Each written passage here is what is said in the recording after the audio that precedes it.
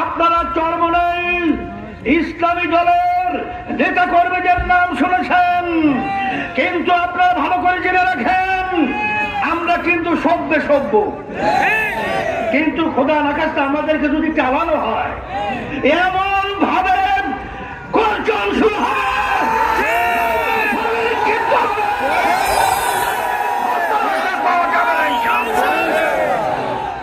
আমাদেরকে বিরক্ত করবেন না, ভালো থাকতে দেন, আপনারা ভালো থাকেন।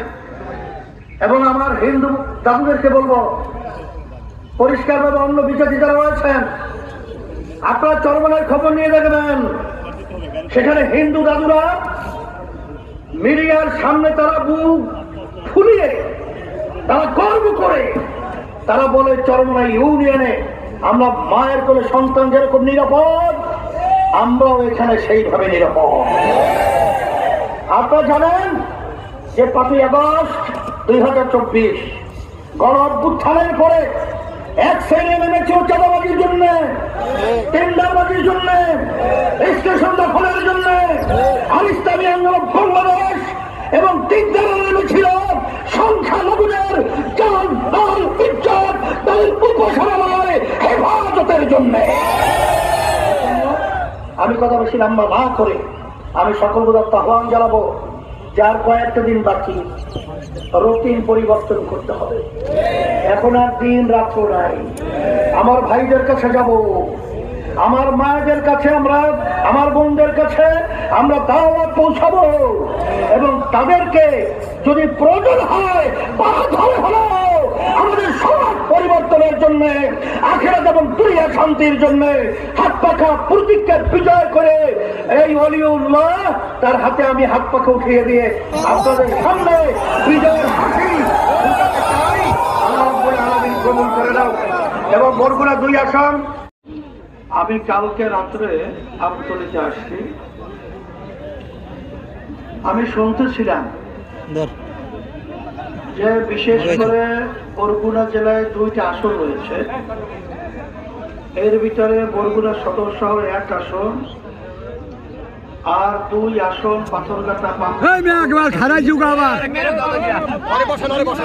বরগুনা 1 আসনের কথা আমি শুনতেছিলাম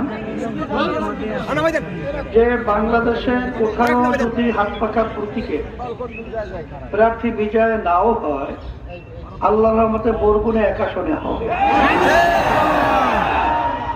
আমি আসার পরে বাস্তবতা শুনতেছিলাম এবং চিন্তা করতেছিলাম, কিন্তু আলহামদুলিল্লাহ আসার পরে বর্তমানে যারা নির্বাচন করছে ওই দলীয় লোকজন গোপনে আমার সঙ্গে এসে দেখা করছে। দেখা করার পরে তারা বলছিল হুজুর বরগুনা 1 আসনে আল্লাহর রহমতে এবং অন্যান্য যারা দায়িত্বশীল সবাই বলছিল বিপুল ভোটের ব্যবধানে আল্লাহ রহমান।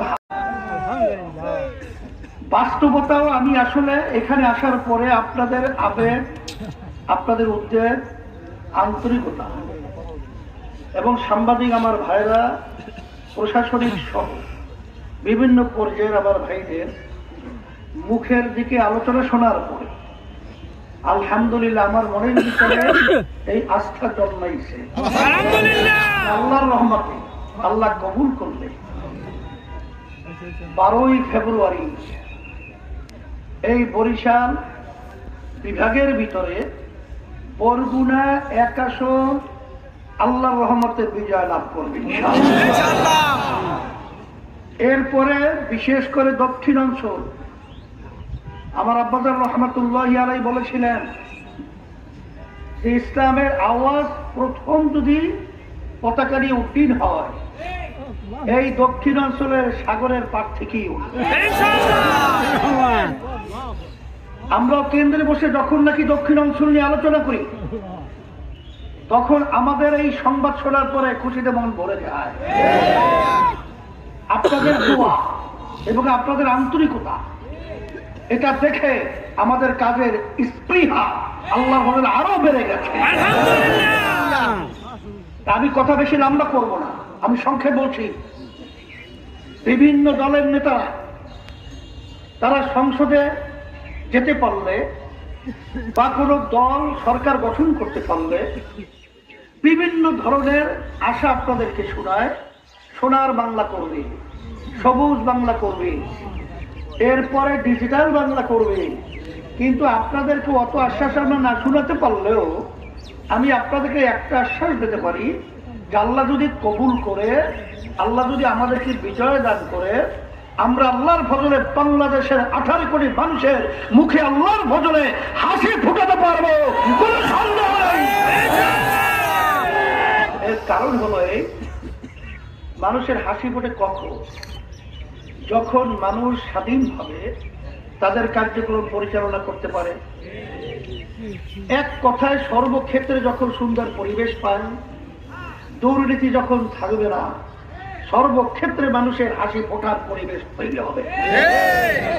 আর আমি আপনাদেরকে বলবো, অনেক প্রার্থীরা প্রতিদ্বন্দ্বিতা করছে, কিন্তু বরগুনা 2 আসনে 2 প্রার্থী আমার 2 পাশে আছে। আপনারা সবাই তাদেরকে চেনেন। আমাদের ওয়ালিউল্লাহ কামরুন্নাহ পীর সাহেব, তার সম্পর্কে আপনারা ভালো জানেন। ভালো না? যে ভালো, তার থেকে আল্লাহর ফজল আমরা পাবো ভালো। আর খারাপ যেটা সেটার ভিতরে ভালো পাবেন কোথায়? তাই সেই দিক থেকে আপনারা ওয়ালিউল্লাহকে আপনারা ভোট দেন, সহযোগিতা করেন, আপনারা বিজয় করেন। আমি আপনাদের সাথে ওয়াদা করে বলছি, আল্লাহর ফজল করবে, আপনাদের এই বরগুনা 1 আসন হবে বাংলাদেশের ভিতরে মডেল বরগুনা।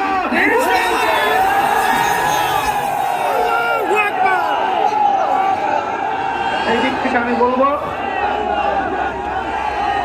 আমি শুনেছি আপনারা যেভাবে নিজেদের টাকা, নিজেদের ঘাম ছড়িয়ে যেভাবে সময় ব্যয় করে আপনারা রাস্তায় নেমেছেন, আল্লাহ রাব্বুল আলামিন আপনাদেরকে বিজয় দান করবেন। সেই আমি দেখছি শুক্রবার এই পবিত্র দিনে আজকে এই প্রোগ্রামটা আমার এখানে হবে কেন? তাইলে পবিত্র দিনে যেহেতু আল্লাহ এখানে পবিত্র প্রোগ্রাম করাইছে, এখানে পবিত্র মধ্যে হাত পাখায় ইনশাআল্লাহ বিজয় হবে। এই দিক থেকে আমি আর বেশি লম্বা না করে আমি অন্যান্য আমার ভাইদেরকে বলবো, যারা প্রার্থী রয়েছেন, আমি আপনাদেরকে বলবো, সন্ত্রাসী কোনো পথ আপনারা চিন্তা করবেন না, ভোট সেন্টার দখলে কোনো চিন্তা করবেন না।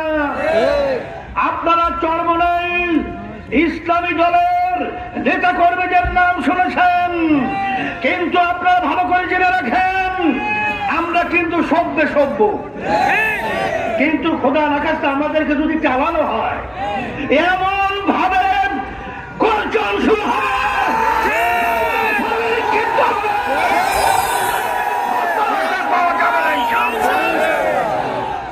আমাদেরকে বিরক্ত করবেন না, ভালো থাকতে দেন, আপনারা ভালো থাকেন। এবং আমার হিন্দু দাদুদেরকে বলবো, পরিষ্কারভাবে অন্য বিজেপি যারা রয়েছেন, আপনারা চরমনার খবর নিয়ে দেখবেন, সেখানে হিন্দু দাদুরা মিডিয়ার সামনে তারা বুক ফুলিয়ে তারা গর্ব করে তারা বলে, চরমনা ইউনিয়নে আমরা মায়ের কোলে সন্তান যেরকম নিরাপদ, আমরাও এখানে সেইভাবে নিরাপদ। আপনারা জানেন যে 5ই আগস্ট 2024 গণ অভ্যুত্থানের পরে এক শ্রেণী নেমেছে চাঁদাবাজির জন্য, টেন্ডারবাজির জন্য, স্টেশন দখলের জন্য। আল ইসলামী আন্দোলন বাংলাদেশ এবং তিনদারা নেমেছিল সংখ্যালঘুদের জান, মাল, ইজ্জত, তাদের উপাসনালয় হেফাজতের জন্য। আমি কথা বেশি লম্বা না করে আমি সকল প্রদত্ত আহ্বান জানাবো, যার কয়েকটা দিন বাকি, রুটিন পরিবর্তন করতে হবে। এখন আর দিন রাত্র নাই। আমার ভাইদের কাছে যাব, আমার মায়েদের কাছে, আমার বোনদের কাছে আমরা দাওয়াত পৌঁছাবো, এবং তাদেরকে যদি প্রয়োজন হয় আমাদের সমাজ পরিবর্তনের জন্য, আখিরাত এবং দুনিয়া শান্তির জন্য হাত পাখা প্রতিজ্ঞার বিজয় করে এই ওয়ালিউল্লাহ তার হাতে আমি হাত পাখা উঠিয়ে দিয়ে আপনাদের সামনে বিজয়ের হাসি আল্লাহ রাব্বুল আলামিন কবুল করে দাও। এবং বরগুনা 2 আসন